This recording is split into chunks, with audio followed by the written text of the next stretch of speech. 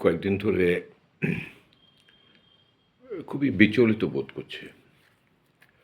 এমনিতে তো ওই ৫-১০ বছর ধরেই আমরা ভারতবর্ষের মানুষ এই মুহূর্তে আমাদের অর্থনৈতিক অবস্থার কথা ভাবতে পারি, যা খুবই দুর্বিষহ হয়ে উঠছে। বেকারিত্ব, এইসব উন্নয়ন, এসব নিয়েই কথা বলা, কাজ করা যখন জরুরি হয়ে উঠেছে, তখন একটা অপ্রাসঙ্গিক বিষয়কে, যেটা নাড়াচাড়া না করলেও চলে, তেমনই একটা বিষয়, এই সাম্প্রদায়িক ব্যাপার স্যাপারগুলোকে নিয়ে রাজনীতি হচ্ছে, রাজনীতির ফায়দা ওঠানো হচ্ছে, এসব হচ্ছে। সম্প্রতি বাংলাদেশে এই হিন্দু মুসলমানের লড়াই নিয়ে কথাবার্তা চলছে, মারামারি ঝগড়াঝাটি হচ্ছে। ইসকনের এক নেতৃস্থানীয় মহারাজকে জেলে নিয়ে গেছে। ভারতবর্ষেও সেই তো 6 সালে সেই বাবরি মসজিদ ভাঙা, যার সূত্রপাত, সেখান থেকে ক্রমান্বয়েই কার ফ্রিজে গরুর মাংস, এইসব নিয়ে তো চলছে। রাজনীতির নির্বাচনের যে বিষয়গুলো আসা উচিত ছিল, আসা উচিত, যে কাজ, বেকারত্ব, চাকরি, অর্থনীতি, তা না, এখন এই জাতপাত নিয়ে চলছে। বাংলাদেশে খুবই বিচলিত করেছে। বাংলাদেশে যা ঘটছে, এই ৭১ সালে এইরকম একটি প্রায় ১.৫-২ লাখ মানুষের জীবনের বিনিময়ে, শহীদ কত নারীর নির্যাতনের বিনিময়ে যে স্বাধীনতা অর্জিত হয়েছিল,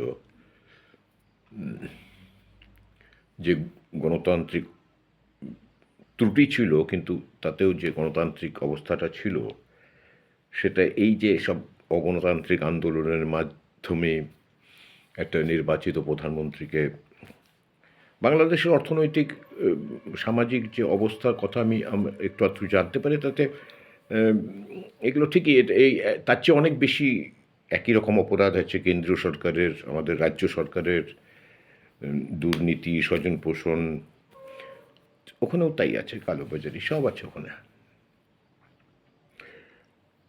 যাই হোক, তারপর যে ব্যাপারটা,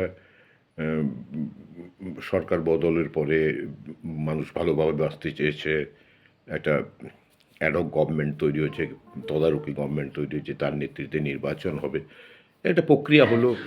কিন্তু মাঝখান থেকে অর্থাৎ হিন্দু মুসলমানের লড়াই শুরু হয়ে গেল। এটা কাম্য ছিল না। এটা এই কালকে পরশুদিন দুদিন একটু একটু টিভি দেখছিলাম, আমি টিভি দেখি না সাধারণত, দেখছিলাম যে ওই মহারাজের জামিনের জন্য কোনো উকিল কোর্টে দাঁড়ায়নি,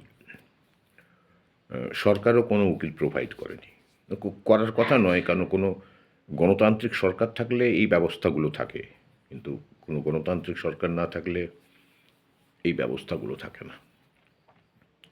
তো চিৎকার করছে। তখন আমি ভাবলাম যে ওখানে এই বিচার ব্যবস্থা, এটা তো থাকা উচিত ছিল। তারপরে কিন্তু আমাদের দেশে কি হচ্ছে, এই যে সম্বল, উত্তরপ্রদেশের সম্বলে 4 জন যুবক, মুসলমান যুবক পুলিশের গুলিতেই মারা গেলেন। কি হলো ওখানে? দুপুরবেলা কোর্টে অ্যাপিল হলো,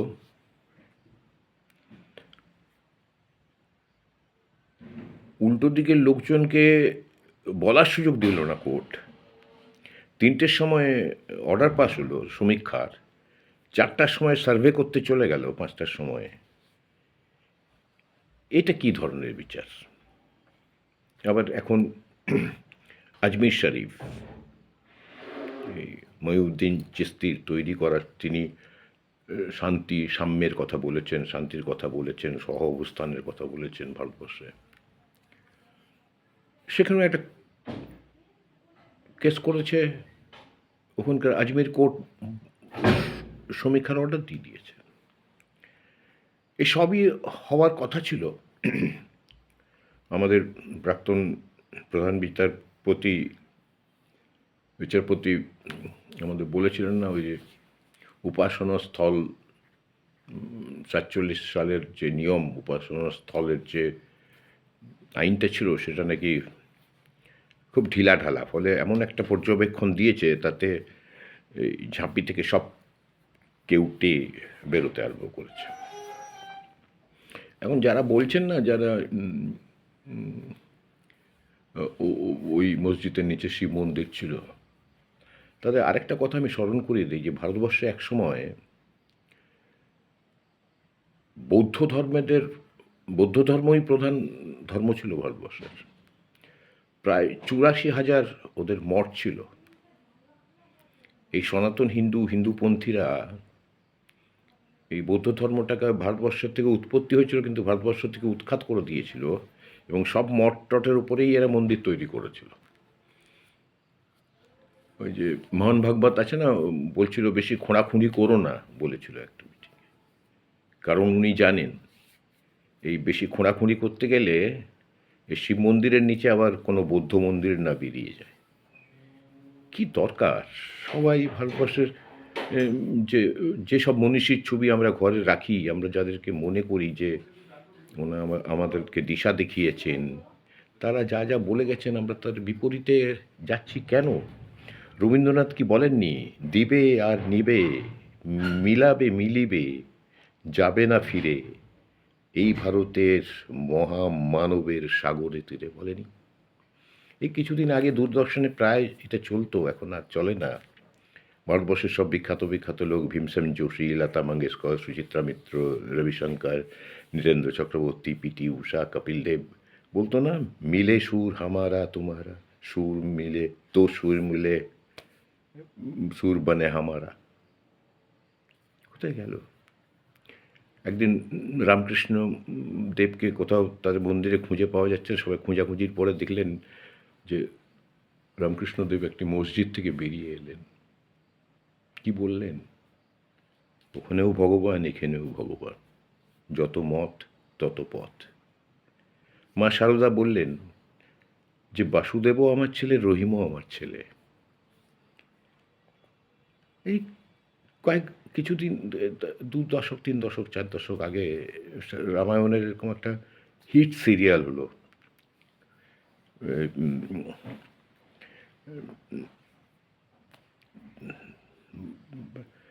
চোপড়াদের। তার পুরো চিত্রনাট্যকারটা কে? বিখ্যাত উর্দু কবি, হ্যাঁ, ডক্টর রাহি মাসুম রেজা। ভারতবর্ষের একটি বই আছে, পড়লেন যে আজকের যে এই ভারতবর্ষ, তা হিন্দু মুসলমানের যৌথ কন্ট্রিবিউশন থেকে, যৌথ সাংস্কৃতিক থেকে। আমরা সবসময়, ভারতবর্ষ সবসময় বিবিধের মধ্যেই আমাদের মিলন খুঁজে পেয়েছি। আমাদের অনেক রকম রঙে, রামধেনু রঙে আমরা মিলেমিশে একসঙ্গে থেকেছি। যে কি হচ্ছে? শুধু হিন্দু মুসলমান, হিন্দুদের মধ্যেই দেখুন আপনারা, আমরা পশ্চিমবঙ্গের লোক দুর্গাপূজায় মেতে উঠি, উড়িষ্যার লোক রথে মেতে ওঠে, মহারাষ্ট্রে গণেশ চতুর্দশীতে মেতে ওঠে,